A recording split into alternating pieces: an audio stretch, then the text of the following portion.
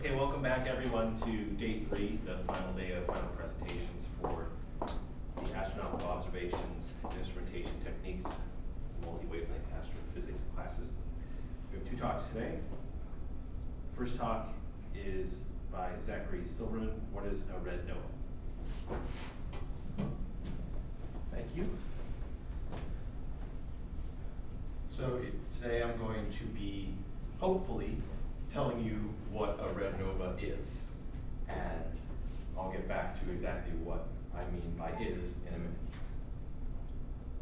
So just to say what I'm going to be talking about, I'll do a brief introduction, say what my science questions are and what objects I'm looking at. I'll go over what observations I obtained, how I analyzed those observations, a little bit of discussion about the results I got, and then I will make some concluding remarks. So before we do anything else, we should talk about what the definition of the word is. In my case, the definition of is these questions. So what are the observational signatures of these so-called red novae? And even more specifically, how bright do they get? What kinds of emission lines do they have? And how hot do they get? And what's their temperature evolution over time? And then also, I wanted to look and see if these properties can help us to distinguish them from other objects, such as the so-called classical novae. Why do we even care about this? Well, it's useful to understand outbursts. There are many things that we classify as a nova, but there are various things that can cause a star or a system to get brighter, and understanding the different mechanisms of that can help us to better understand these outbursts and to possibly have a better chance of classifying ones when they occur in the future. And also, who wouldn't want to understand what's going on here? This is a picture of V838 Mon. That was the astronomy picture of the day a while back. So that leads me into talking about what objects I'm going to be looking at. One of them is V838 Monocerotis, which I just mentioned. It's also known as Nova Mon 2002, because that's when it had its outburst. And the other notable thing about it, as can be seen here, is that it has a pretty spectacular light echo around it. And so observers really wanted to know what's going on there. The other system that I'm looking at is V1309 Scorpii, which is also known as Nova SCO 2008, and it got extremely bright, as I will talk about in a few minutes.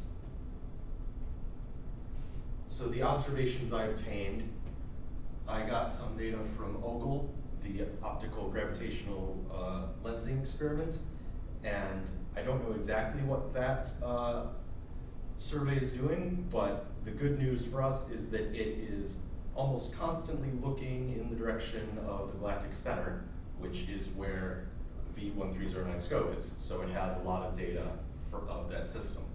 I also got data from the American Association of Variable Star Observers, which is very useful because they just collect data about variable stars and put it all in one place.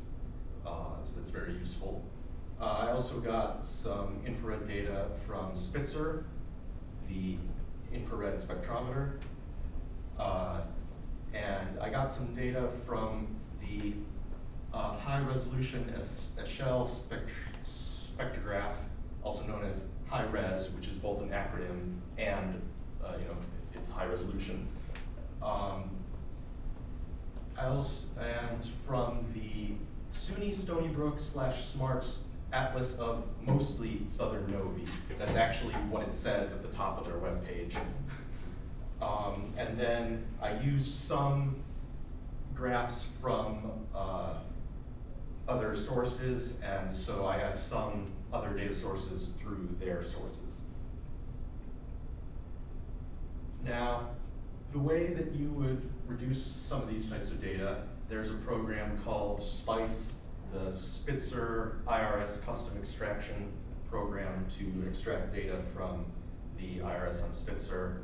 There are two different programs to extract and reduce high-res data. One of them is the Mauna Kea Eshel Extraction Program, and the other one is High-Res Redux. Unfortunately, I couldn't get either of those working extremely well on my laptop, so I just had to trust that their pipelines did a good enough job. And so all of the analysis I did was in IDL. So here's one of the graphs that I was able to produce. This is the light curve of V83 sorry, in the V band. And as you can see, it starts out around magnitude of maybe 10.5, we'll say. It dips down to definitely to 11, even to 12 if we want to include that one data point. And then fairly quickly, it goes up to a peak around 6.5. So if we're saying it's from about 11.5 to 6.5, that's a difference of 5 magnitudes, which is a factor of 100 in brightness. If we're including all the way down to 12, that gets it almost up to 6 magnitudes. Difference in 6 magnitudes would be a factor of 250. So it's maybe somewhere in the, depending on if we can trust every single data point, somewhere in that range. And so that's a big deal. It's definitely visible in the sky. You see that, right? Well, with the telescope, not with the naked eye, of course, because it's all dimmer than 6. But it's a very visible change. And this was a VSO data. So as a comparison, this is the light curve for V1309 SCO. However, note that this is in the I band, whereas the previous one was in the V band. I'll show a V band light curve of this object in a moment. But so we can see here that it starts out oscillating. It is a variable star, so we can see some variability. It dips down to a magnitude of 17 before its outburst and gets up to what appears to be a magnitude of about 10.5. It turns out that it was actually overexposed in the instrument on Ogle, and from other measurements we know that it got up to a I magnitude of about 6.8. So that's a difference in about 10 magnitudes. That's a factor of 10,000 in brightness. So researchers really wanted to know what was going on there with that kind of outburst. So here is the V-band light curve I mentioned a moment ago. This is a combination of AAVSO and Ogle data, with the solid dots are the AAVSO data and the open circles are the Ogle data. And so even in the V-band, we can see that it had a very violent outburst. If we're including the Ogle data, which kind of seemed to stay low the whole time, because they're much lower than the AAVSO data even after the outburst occurs. But if we include those, it goes from a magnitude of about 18 all the way up to about 7. But even if we only look at the AAVSO data, it's still going from about 16.5 to 7. So it's still, about the same, 9, 10 magnitude increase. So these objects clearly have large outbursts. Moving into spectral data, this is a part of the spectrum of V838MON from this paper by Telenda et al. They were interested in matching titanium oxide features, so they overlaid this red model of an M5 giant star. One of the things I noticed, though, is that even it has, the system has very high Balmer alpha emission, higher than the model that they put in, which wasn't actually trying to model that line, but it is higher than the model that they chose. And this spectrum is from 2009. So V83MON had its outburst in 2002, So this is a significant amount of time after that. And they got their data from the Very Large Telescope for the spectrum. Here is a spectrum of V1309 SCO. Covers a little bit of a wider range than the previous one, but the range of the previous one is still there in this area here. And we can see 4 Balmer lines pretty clearly, here, here, here, and here. And the Balmer alpha line is especially tall. And all of these Balmer lines were very narrow. So it seems like these systems have a clear and narrow Balmer emission to them. And this data was from that joint atlas between Stony Brook and Swartz. Another thing we can do with these spectra, of course, is try to match them to a black body to get a rough estimate on their temperature. So here I fit this same spectrum from before with a black body at 3000 Kelvin. It's not an extremely good match, but it does a pretty good job. And since this spectrum is from 2008, actually only a month after the outburst, it makes sense that it would be pretty hot right after that. And so now going to times a little bit later than after the outburst, this is a mid-IR spectrum of V838 Mon 3 years after its outburst. And as you can see, I tried to fit it to a black body. It wasn't very easy, and the one that I ended up with doesn't do an extremely good job, although it does model the peak okay. And this was a black body at 400 Kelvin. So much lower, but it is fairly after the outburst. And as a comparison to that directly, here is a spectrum of over the same range from this paper where they tried to model the data from V1309 SCO.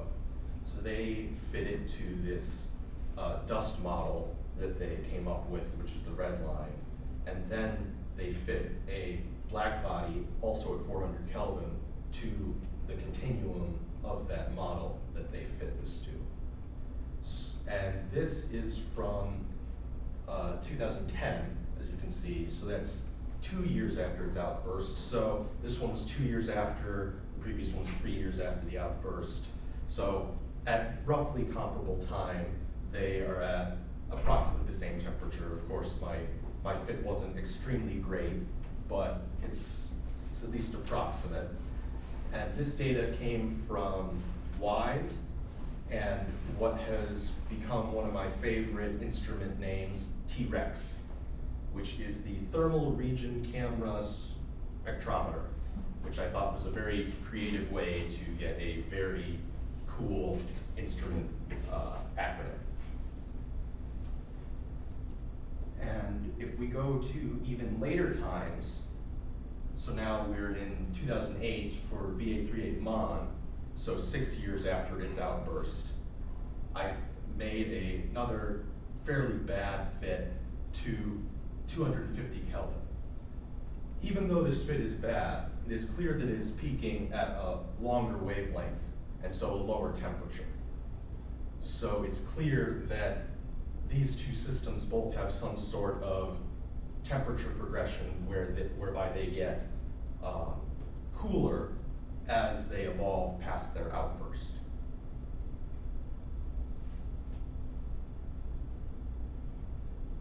So some answers to the first question I asked. We know that now that red novae have large outbursts, that they have tall, narrow Balmer lines, they get fairly hot, and that they also decrease in temperature as they evolve. Or at least these two objects that are classified as red novae do. Of course, I know that a sample size of 2 is not extremely great for getting these trends, But the fact that it does happen in 2 of them is at least somewhat encouraging. But where does that leave us? Well, we can talk about novae in general and try to come up with some properties of those, see if we can find any similarities and differences. So in the classical case, a nova is caused by nuclear burning around a white dwarf. The white dwarf is accreting matter somehow, and once that matter gets dense enough for fusion to occur, fusion ignites and there's an outburst. Now, this can cause a wide range of evolutions of the system because you can have a range of white dwarf masses and density of the accreting material, like how fast it gets accreted onto the white dwarf. That can have an effect on how much mass actually gets accreted before fusion kicks off, which can affect how violent the outburst actually is. And in those violent cases, even in classical novae, we can see large increases in brightness followed by a decline, similarly to these red novae cases. Actually, there are cases where there is an outburst of a classical nova of the same order as these 2 objects that I looked at over approximately the same time period and with a similar decline. So we can't differentiate them just based on their light curves, which of course is why these objects would be classified as novae in the first place. However, with classical novae, the temperature remains high as it declines. They dim as hot stars. And this is in direct conflict to the temperature evolution that I found in these 2 red novae. There are tons of different models involving novae that can possibly explain this, because we need to have models as to where the accreting matter is coming from for the white dwarf. And a lot of times it comes from a binary companion. And there can be a wide range of those, of course, which means that there's even a wider range of possible evolutions than just considering the white dwarf properties. Now, there are models that can correctly predict the violent outburst. There are models that can correctly predict the temperature evolution after the outburst, but there is not a model that can, with good accuracy and that we feel confident that it's correct, predict all parts of the evolution of a red nova. So that is a problem, that it doesn't seem like it is a classical nova. So to conclude and answer the questions that I set out to answer, as I said, red novae get really bright and hot, have strong emission lines, and go down in temperature as they evolve. Their light curves are similar to that of classical novae, but their temperature evolution is completely opposite. So we can use that temperature evolution to try to distinguish between the 2 groups.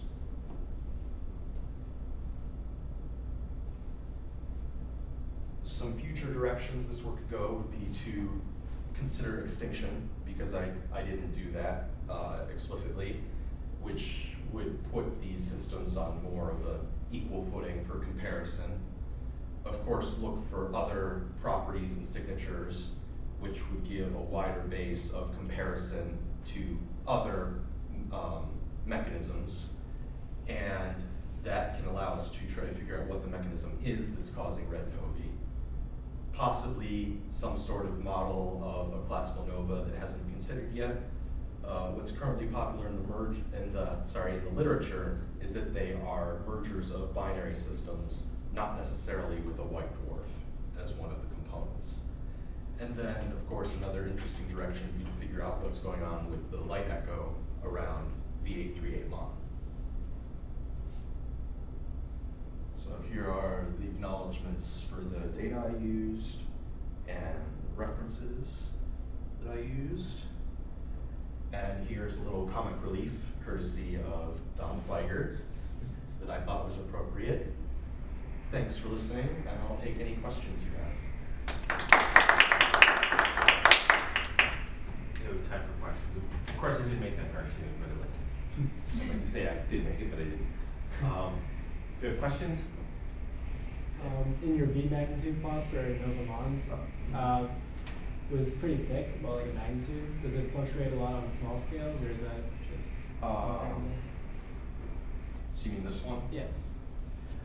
I mean, on small scales, it seems like the points do go up and down a little bit here, so there is a variable nature beforehand, and then also this general decline even with the variability before the outburst, which seems to be a common property is that there's a small decline before the outburst.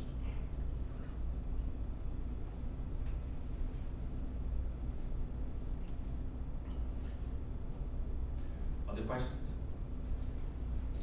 I have a few questions. If you could go to slide 10. Yep.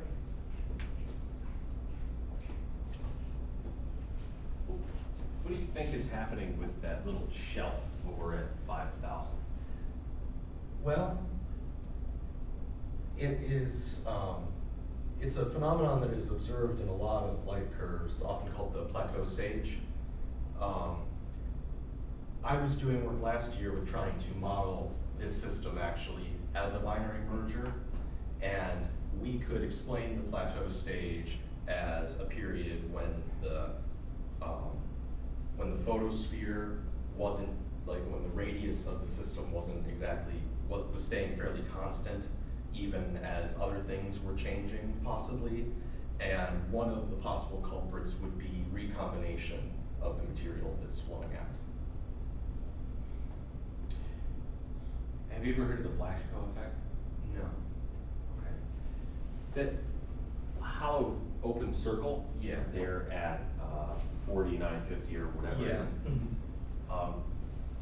I think on the x-axis that's between the plateau and the fall off. Is that correct? Yeah, it looks to be, yeah. And if that's accurate, it means that the system got very faint and then rose again to that plateau. Yeah. I'm not sure exactly what would be causing that. Okay. You go to the next slide. Yep.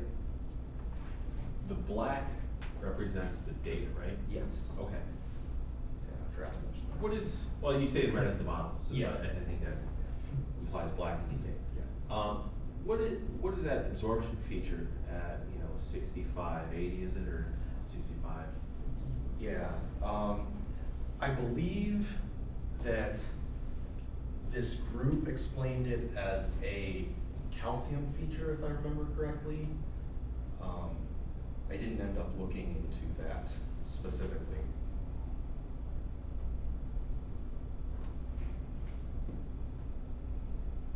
So that's an interesting discrepancy, at least on the Yeah. surface, that the M5 red giant doesn't have that. Yeah. What is the feature at 6551? Let's see, so this one, is that the one you're referring to? Yeah, it's an absorption in the data. And Oh, this. sorry, That's 51. Sorry, yeah, okay, yeah. Oh, okay, yeah, So there's an absorption in the data Yeah, and then something else.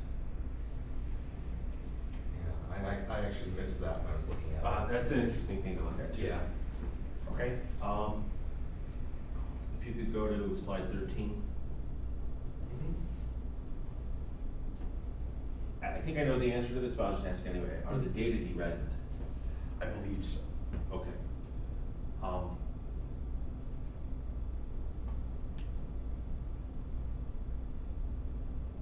One useful thing you can do with this kind of analysis is to do a chi-square fitting and optimize for minimum chi-square by varying temperature. Okay. Because the thing that you haven't shown us here is a red curve for any other temperature. Right, okay. So it could be that you would overlay black body curves with temperatures of 5,000, 10,000, a million, a billion, a trillion. They all look identical to that, in which case you're not learning anything. Mhm. When you only show one, Yeah. it fits, you're not distinguishing what other ones would look like. Okay. All those other ones would look different. Now, for 5,000, I bet it would be a worse fit. It was. Okay, right. So the way to do this mathematically without using subjectivity is the chi-square fitting. Okay. And then you would publish that result. Yeah.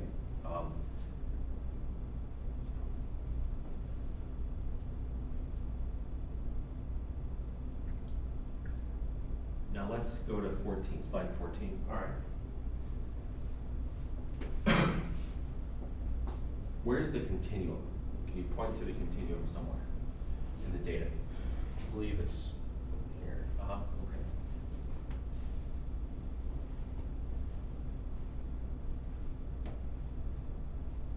And then go to slide 15. Mhm. Where's the continuum? I was thinking, they specifically say they match to the continuum, so I was thinking they were treating this as the continuum. If that's the case, why do the data not follow the curve, say like over here and over here? I would think that that is because of various extinction effects, because they're fitting to a dusty model, so they're looking at dust around the system that would be affecting the emission from it.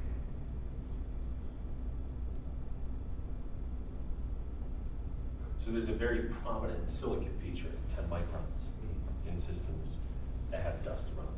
So that is probably what that is. Yeah. And then there is further molecular absorption in the long wave mid-IR.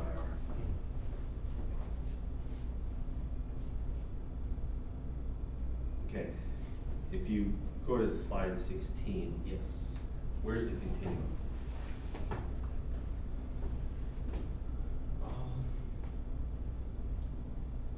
Probably like this.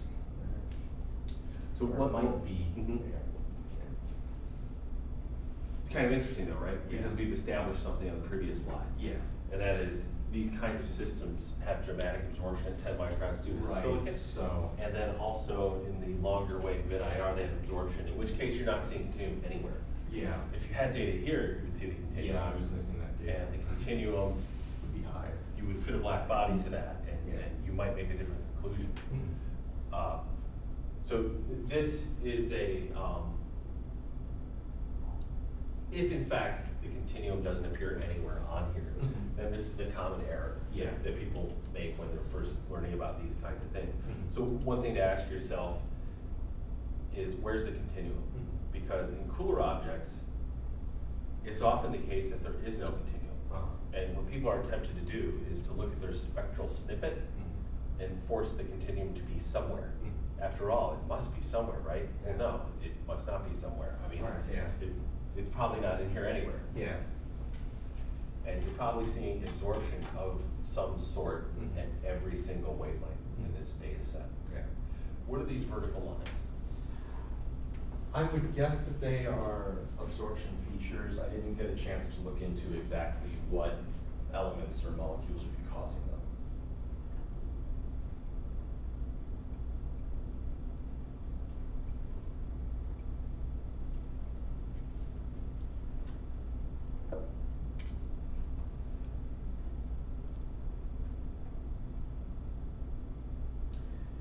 Do regular novae have Balmer emission? I was having a little trouble finding that. I think I just was maybe looking in the wrong places. So I kind of, I couldn't find that out specifically, so I didn't want to comment on whether or not they did. I'd imagine that they would have some amount of Balmer emission. I'm just not sure how dramatic it is.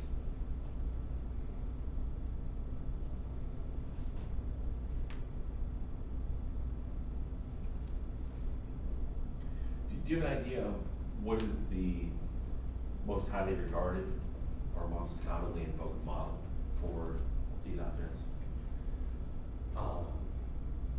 You mean You mean like in terms of the mechanism, or like mathematically, like what to fit to that? Well, like the physical model, what the objects are, and It seems now that these objects are some sort of binary mergers. I don't know as many of the specifics for V838 Mon.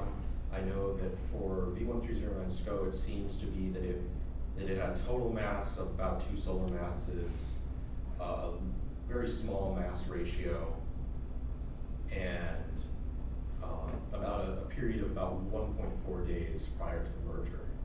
And then, so there are lots of people trying to run run simulations, like I was doing last year, trying to narrow down exactly what the parameters were. so 2 objects, Yeah. and they're in a binary system. Yes. There's some sort of variability Yeah. that looks like it's periodic, like you might expect from a binary. Yeah. And what are the components, the putative components? Is it like a regular star or a red giant or a white dwarf? What's typically the explanation? It could be 2 main sequence stars that have different masses. It could be a main sequence star and a dwarf, some kind of dwarf. Do people have spectra of the system before the outburst? I am not sure. I know that both of these systems were discovered because of their outbursts, and then we happen to have years of data on V130, years of light curve data on V1309 SCO because of the OGLE project. I'm not sure if these systems were studied specifically before their outbursts. So spectra or even good colored coverage would be interesting pre-outburst. Yeah.